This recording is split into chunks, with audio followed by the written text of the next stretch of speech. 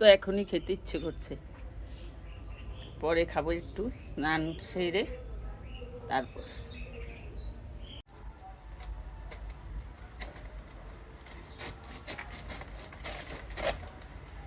কলা পাতা নিতেছি, ছোটো মাছ কলা পাতায় ভাজি করবো। 2টা কলা পাতা নিলাম।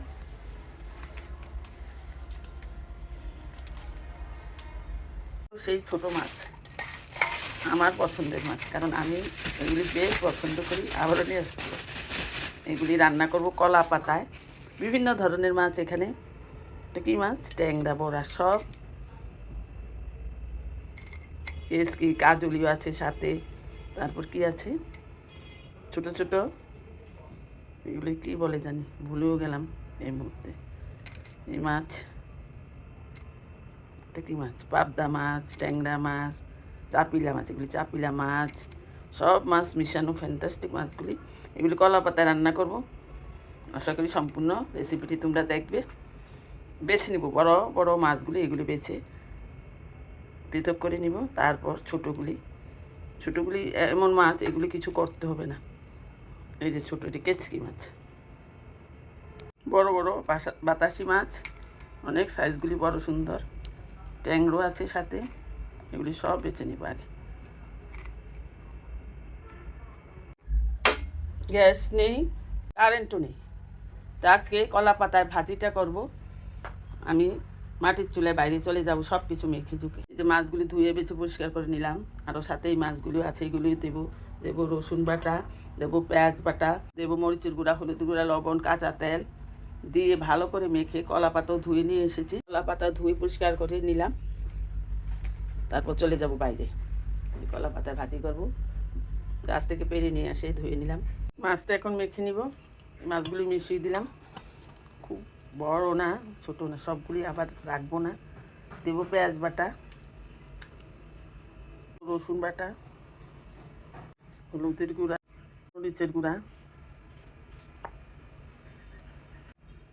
সরিষার তেল। তেল দিয়ে ভালো করে মেখে নেব, লবণ দিব স্বাদ মতো।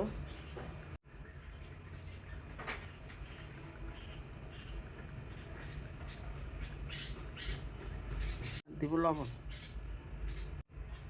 এখন ভালো করে মেখে নেব। কলা পাতায় ভাজি, এটা স্বাদটাই অন্যরকম। এরকম করবো মাটির চুলায়। এই মাছটার মধ্যে টমেটো দেওয়া যেতে পারতো, কিন্তু দেবো না টমেটো, খালি করবো। আর দেবো কয়েকটা আস্ত রসুনের কোষ আর কাঁচামরিচ, কয়েকটা কাঁচামরিচ। প্রথম একটা ছোটো কলা পাতা দিব, তারপর আরেকটা কলা পাতা দিব, একটু সেঁকে নিব কলা পাতাটা। এবার আস্ত আরেকটা কলা পাতা দেবো, সেঁকে নিব, না থাকলে ফেটে যাবে কলা পাতা। এবার মাছটি দিয়ে দেবো, মাছগুলি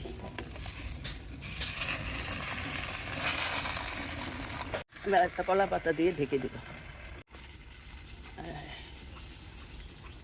খুব আস্তে আস্তে এবার জাল করব।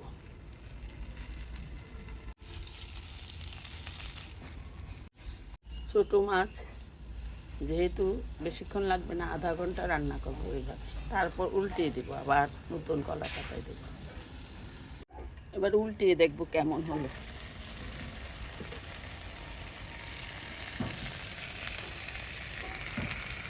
পিঠটা এবার উল্টিয়ে দেবো।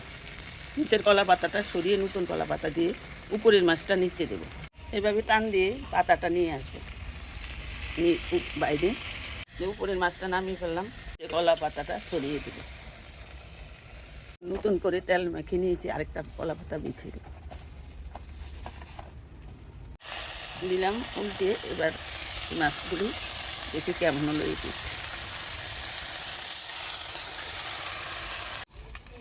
মাছটা এই পাতা দিয়ে আবার ঢেকে দিই, আবারও 10 মিনিট রাখবো। নামিয়ে ফেললাম থালায়। কতটা সুন্দর হয়েছে দেখো। তোমরা এভাবে কলা পাতা ছোটো মাছ ভাজি করে খেয়ে দেখবে, কতটা মজার হয়, এবং মাটির চুলায়।